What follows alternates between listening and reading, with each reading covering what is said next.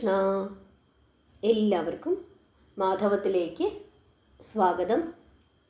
ശ്രീമദ് ഭഗവത്ഗീതയിലെ 3-ാമത്തെ അധ്യായമാണ് കർമ്മയോഗം. കർമ്മയോഗത്തിലെ 13-ാമത്തെ ശ്ലോകത്തിലൂടെ ഭഗവാൻ നമുക്ക് വലിയ ഒരു കാര്യം പറഞ്ഞു തരുന്നുണ്ട്. അതായത് നമ്മൾ ചെയ്യുന്ന എല്ലാ കർമ്മങ്ങളും അത് ഭഗവാന് വേണ്ടി ചെയ്യുന്നതായി കരുതണം. അതായത് യജ്ഞ രൂപത്തിൽ ചെയ്യണമെന്ന് ഭഗവാൻ പറയുന്നു. അതുപോലെ യജ്ഞരൂപമായി കർമ്മം അനുഷ്ഠിച്ചു കിട്ടുന്ന ഫലം അനുഭവിക്കുന്ന സത്യാന്വേഷികൾ എല്ലാ കർമ്മവാസനകളിൽ നിന്നും മോചിപ്പിക്കപ്പെടുന്നു എന്ന് പറയുന്നുണ്ട്. അതുപോലെ ആരൊക്കെയാണോ സ്വാർത്ഥ ലാഭത്തിനു വേണ്ടി മാത്രം കർമ്മം ചെയ്യുന്നത്, ആ പാപികൾ കർമ്മരൂപത്തിൽ പാപമാണ് ഭക്ഷിക്കുന്നത് എന്ന് പറയുന്നു. എന്താണ് ഇതിൻ്റെ അർത്ഥം? അതായത് നമ്മൾ എന്ത് കാര്യം ചെയ്താലും അത് ഈശ്വരന് വേണ്ടി ചെയ്യുന്നതാണ് എന്ന് ചിന്തിച്ചു ചെയ്തു കഴിഞ്ഞാൽ അതിന് നല്ല ഫലം ലഭിക്കും എന്നാണ് പറയുന്നത്. എന്തു ചെയ്താലും നമ്മളിപ്പോൾ ഒരാൾക്കൊരു ഉപകാരം ചെയ്യുന്നു, അല്ലെങ്കിൽ നമ്മുടെ വീട്ടിൽ നമ്മൾ ജോലി ചെയ്യുന്നു, നമ്മുടെ കുഞ്ഞുങ്ങളെ നമ്മൾ നോക്കുന്നു, അച്ഛനമ്മമാരെ നോക്കുന്നു, അല്ലെങ്കിൽ നമ്മൾ ജോലി സ്ഥലത്ത് പോയി ജോലി ചെയ്യുന്നു, ഇതെല്ലാം ഭഗവാന് വേണ്ടി ചെയ്യുന്നതാണ്, യജ്ഞരൂപത്തിൽ നമ്മൾ ചെയ്യുന്നതാണ്. അങ്ങനെ ചെയ്യുമ്പോൾ അതിൽ നിന്നും നമുക്ക് നല്ല ഫലങ്ങൾ ലഭിക്കുന്നു. അതായത് നമ്മൾ തിരിച്ചൊന്നും പ്രതീക്ഷിക്കാതെ എല്ലാം ഭഗവാന് കൊടുക്കുന്ന യജ്ഞമായി കരുതുന്നു. ഭഗവാന് വേണ്ടി നമ്മൾ ചെയ്യുകയാണ്. അത് നമ്മൾ ഇഷ്ടത്തോടു കൂടിയും സ്നേഹത്തോടു കൂടിയും നമ്മൾ ഭഗവാന് വേണ്ടി ചെയ്യുന്നതാണ്, തിരിച്ചൊന്നും പ്രതീക്ഷിക്കാതെ ചെയ്യുന്നതാണ്. എന്നാൽ സ്വാർത്ഥ ലാഭത്തിന് വേണ്ടി ചില ആളുകൾ ചില കാര്യങ്ങൾ ചെയ്യും. അതായത് ഞാനൊരു കാര്യം ചെയ്തു കൊടുക്കുന്നു, അതിൽ നിന്നും ചില താല്പര്യങ്ങൾ എനിക്ക് ഉണ്ട്. അങ്ങനെ സ്വാർത്ഥ താല്പര്യത്തിന് വേണ്ടി ആര് എന്ത് കർമ്മം അനുഷ്ഠിക്കുന്നുവോ അയാൾക്ക് കിട്ടുന്ന ആ ഫലമെന്ന് പറയുന്നത് എന്താണ്? പാപമാണ്. അതായത് ഫലം ഇച്ഛിക്കാതെ കർമ്മം ചെയ്യണമെന്നാണ് ഇവിടെ പറയുന്നത്. നമ്മൾ എന്ത് ചെയ്താലും അതിൻ്റെ ഫലം നമ്മൾ ഇച്ഛിക്കരുത്. നല്ല മനസ്സോടുകൂടി യജ്ഞരൂപത്തിൽ ഭഗവാന് വേണ്ടി എന്ന് ചിന്തിച്ചുകൊണ്ട് നമ്മൾ ഓരോ കാര്യങ്ങളും ചെയ്തു കഴിഞ്ഞാൽ തീർച്ചയായിട്ടും നല്ല ഫലങ്ങൾ ഭഗവാൻ നമുക്ക് തരും. അതായത് നമ്മളിപ്പോൾ ഒരാളെ സഹായിക്കുന്നു, അയാൾ തിരിച്ച് നമ്മളെ സഹായിക്കും എന്ന് കരുതി നമ്മൾ സഹായിക്കരുത്. ഭഗവാന്റെ നാമത്തിൽ നമ്മൾ അയാളെ സഹായിക്കുന്നു. തിരിച്ച് നമുക്കൊരാപത്തുണ്ടാകുമ്പോൾ ഒരുപക്ഷെ അയാൾ നമ്മളെ സഹായിച്ചു എന്ന് വരില്ല, പക്ഷേ മറ്റാരെങ്കിലും ഭഗവാൻ നമ്മളെ സഹായിക്കാനായി മറ്റാരെയെങ്കിലും പറഞ്ഞയക്കും എന്നുള്ള കാര്യത്തിൽ യാതൊരു തർക്കവുമില്ല. അതായത് അവർ തന്നെ നമ്മളെ സഹായിക്കണമെന്ന് നമ്മൾ ചിന്തിക്കരുത്.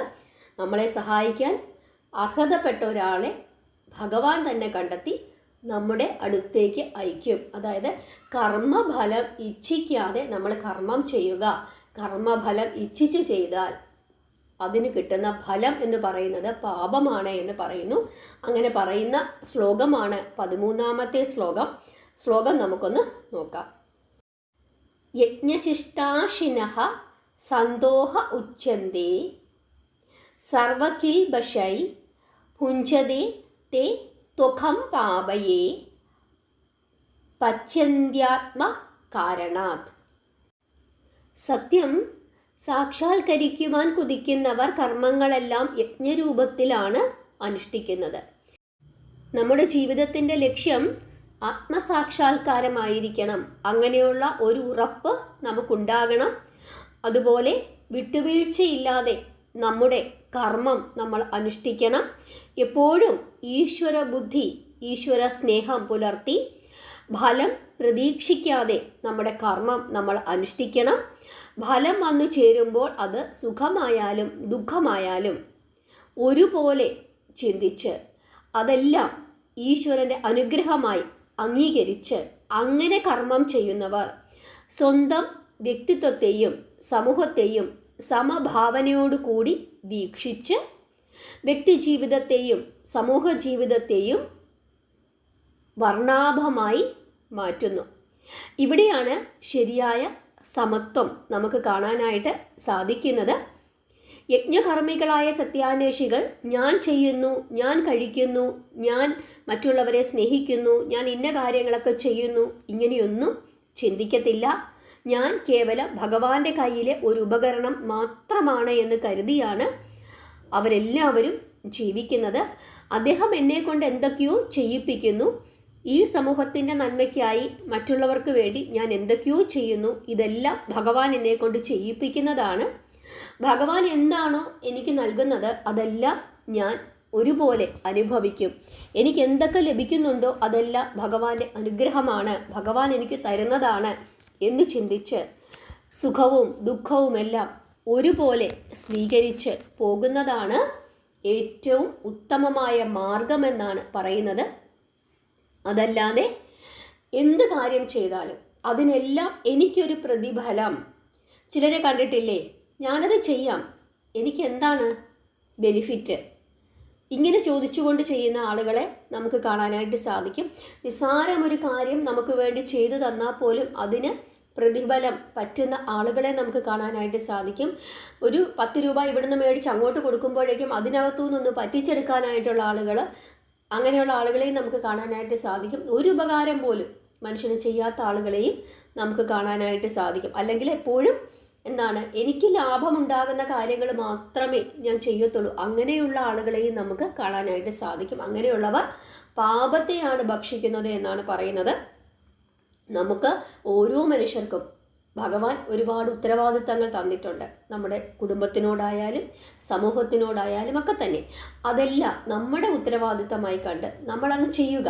ചിലപ്പോൾ നമ്മൾ എത്ര ചെയ്താലും അതിൻ്റെ ആ ഫലം അനുഭവിക്കുന്നവരൊന്നും തന്നെ നമ്മളോട് യാതൊരു സ്നേഹമോ അല്ലെങ്കിൽ നമ്മൾ ആഗ്രഹിക്കുന്ന കാരുണ്യമോ ഒന്നും തന്നെ അവർ നമുക്ക് തിരിച്ചു തരണമെന്നില്ല. പക്ഷേ നമ്മളത് ചെയ്യുക. കാരണം അത് ചെയ്യാൻ വേണ്ടിയിട്ടാണ് ഭഗവാൻ നമ്മളെ നിയോഗിച്ചത് എന്ന് കരുതി നമ്മളത് ചെയ്തുകൊണ്ടിരിക്കുക.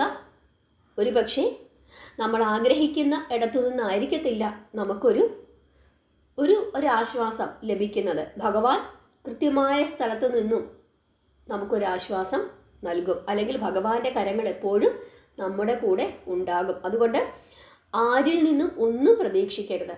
നമ്മുടെ ജോലി നമ്മൾ ചെയ്യുക. പലപ്പോഴും നമ്മുടെ കുടുംബത്തിൽ പ്രശ്നങ്ങൾ ഉണ്ടാകുന്നതും അതുകൊണ്ടൊക്കെയാണ് അല്ലേ. മക്കളെ നമ്മൾ നന്നായിട്ട് നോക്കി വളർത്തി അവർക്ക് ജോലിയൊക്കെ കിട്ടി, അത് കഴിയുമ്പോൾ അവർ നമ്മളെ നോക്കില്ല. അപ്പോൾ നമ്മൾ പറയും, അതിനു വേണ്ടിയിട്ടാണോ ഞാൻ ഇത്രയും കഷ്ടപ്പെട്ട് നിന്നെ പഠിപ്പിച്ച് വളർത്തിയത്, അപ്പോൾ അതിനു വേണ്ടിയിട്ടാണോ എന്നൊരു ചോദ്യം അവിടെ വരുന്നുണ്ട്. അപ്പോൾ എന്തിനോ വേണ്ടിയിട്ടാണ് ഈ കുട്ടിയെ നമ്മൾ പഠിപ്പിച്ച് വളർത്തി വിട്ടത്. അപ്പോൾ എന്തോ ഒരു ആഗ്രഹം നമ്മുടെ മനസ്സിലുണ്ട് ഈ കുട്ടിയെ പഠിപ്പിക്കുമ്പോഴും വളർത്തുമ്പോഴും ഒക്കെ തന്നെ. അങ്ങനെയൊന്നും നമ്മൾ ചിന്തിക്കരുത്. അവരെ വളർത്തുക, അവരെ പഠിപ്പിക്കുക എന്നുള്ളത് നമ്മുടെ ഉത്തരവാദിത്തം. അത് നമ്മൾ ചെയ്യുന്നു. തിരിച്ച് അവർക്കും ഉത്തരവാദിത്തമുണ്ട്. അതവർ ചെയ്തില്ലെങ്കിൽ നമുക്ക് ആരെ കുറ്റം പറയാൻ പറ്റും?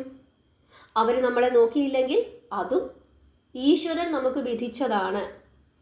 അവർ നോക്കാതിരുന്നു, അവരുടെ ആ ഉത്തരവാദിത്തം അവർ നിറവേറ്റിയില്ലെങ്കിൽ അവർക്കുള്ള കൂലി ഭഗവാൻ കൊടുത്തോളും. അല്ലാതെ നമ്മളായി ചെന്ന് വഴക്കുണ്ടാക്കുകയോ പ്രശ്നങ്ങൾ ഉണ്ടാക്കുകയോ ചെയ്യരുത്.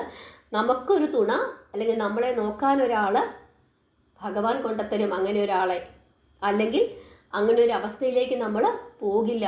ഭഗവാൻ നമ്മളെ കാത്തു സംരക്ഷിക്കും എന്ന് ഉറച്ചു വിശ്വസിച്ച് എല്ലാം ഭഗവാൻ നമുക്ക് നൽകുന്നതാണ്. നമ്മളെല്ലാവരും സർവേശ്വരൻ്റെ കയ്യിലെ കളിപ്പാവകളാണ്. ഭഗവാനാണ് നമ്മളെ കൊണ്ട് ഇതൊക്കെ ചെയ്യിപ്പിക്കുന്നത് എന്ന് ചിന്തിച്ച് ഫലം പ്രതീക്ഷിക്കാതെ എല്ലാ കാര്യങ്ങളും ചെയ്യുക. നമ്മുടെ കർമ്മം ചെയ്യുക. സ്വാർത്ഥ താല്പര്യം അത് ഉപേക്ഷിക്കുക. ഫലം നേടും എന്ന മട്ടിലുള്ള അഹന്താബോധം അത് നമ്മുടെ മനസ്സിൽ നിന്നും എടുത്തു കളയുക. അതൊക്കെയാണ് ഭഗവാൻ പറയുന്നത്. അങ്ങനെയൊന്നും ചെയ്യാൻ പാടില്ല. അങ്ങനെയൊക്കെ ചെയ്തു കഴിഞ്ഞാൽ നമ്മൾ പാപം ഭക്ഷിക്കും. അതുകൊണ്ട് എന്തു ചെയ്താലും അത് ഈശ്വരാർപ്പണമായി ചെയ്യുക. ഇവിടെ അർജുനനോടും ഭഗവാൻ അത് തന്നെയാണ് പറഞ്ഞിരിക്കുന്നത്. ഇപ്പോൾ നിന്റെ ഉത്തരവാദിത്തം എന്താണ്? യുദ്ധം ചെയ്യുക എന്നുള്ളതാണ്, ഭൂമിയെ സംരക്ഷിക്കുക എന്നുള്ളതാണ്. അതുകൊണ്ട് നീ അത് ഈശ്വരന് വേണ്ടി ചെയ്യുന്നു എന്ന നിലയിൽ ചെയ്യുക. ചിലപ്പോൾ ഒരുപക്ഷെ നീ യുദ്ധത്തിൽ പരാജയപ്പെട്ടേക്കാം, ചിലപ്പോൾ ജയിച്ചേക്കാം. അതിനെപ്പറ്റി ഇപ്പോൾ നീ ചിന്തിക്കേണ്ട.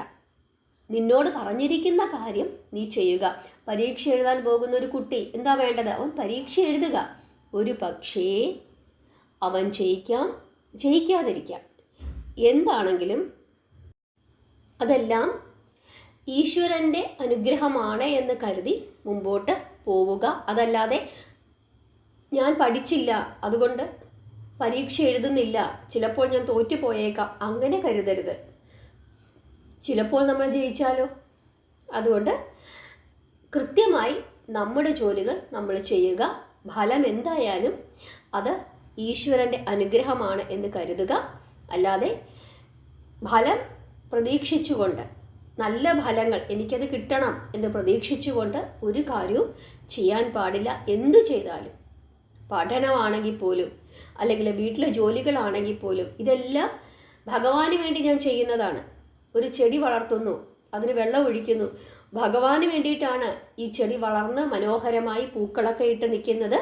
ഭഗവാന് കാണാൻ വേണ്ടിയിട്ടാണ്, ഭഗവാന് സമർപ്പിക്കാൻ വേണ്ടിയിട്ടാണ് എന്ന് കരുതി കഴിഞ്ഞാൽ നമുക്ക് എത്ര സ്നേഹം ആ ചെടിക്ക് കൊടുക്കാൻ പറ്റുമോ അത്രയും സ്നേഹം നമുക്ക് ആ ചെടിക്ക് കൊടുക്കാനായിട്ട് സാധിക്കും. കാരണം നമ്മുടെ ഏറ്റവും പ്രിയപ്പെട്ട ആളാണ് ആരെന്ന് പറയുന്നത്? ഭഗവാൻ. അപ്പോൾ ആ ഭഗവാന് വേണ്ടി നമുക്ക് എന്തൊക്കെ കാര്യങ്ങൾ ചെയ്യാൻ സാധിക്കുമോ അതെല്ലാം ചെയ്യുക. അപ്പോൾ നമ്മുടെ വീട്ടിൽ നമ്മൾ പെരക്കകം തൂത്തുവാരുന്നതും നമ്മുടെ വീട്ടിൽ ചോറ് കൂട്ടാനും വെക്കുന്നതും എല്ലാം ഭഗവാന് വേണ്ടി ചെയ്യുന്നതാണ് എന്ന് കരുതി ചെയ്തു കഴിഞ്ഞാൽ നമുക്ക് ആരോടും ഒരു പിണക്കവും ഉണ്ടാകില്ല, വഴക്കും ഉണ്ടാവുകയില്ല. എന്തായാലും അതെല്ലാം ഈശ്വരൻ നമുക്ക് നൽകുന്നതാണ് എന്ന് കരുതി സ്വസ്ഥമായും സമാധാനമായും നമുക്ക് ജീവിക്കാം. നമ്മളെ ഈ ഭൂമിയിൽ സൃഷ്ടിച്ചത് ഭഗവാനാണ്. ഭഗവാനാണ് നമ്മളെ കൊണ്ട് ഇതൊക്കെ ചെയ്യിക്കുന്നത്. ഒരുപക്ഷെ നമ്മൾ ആഗ്രഹിക്കുന്ന കാര്യങ്ങളൊന്നും നമുക്ക് ലഭിച്ചു എന്ന് വരില്ല. പക്ഷേ ഇതൊക്കെ ചെയ്യാൻ വേണ്ടിയിട്ടാണ് ഭഗവാൻ നമ്മളെ സൃഷ്ടിച്ചു വിട്ടിരിക്കുന്നത്.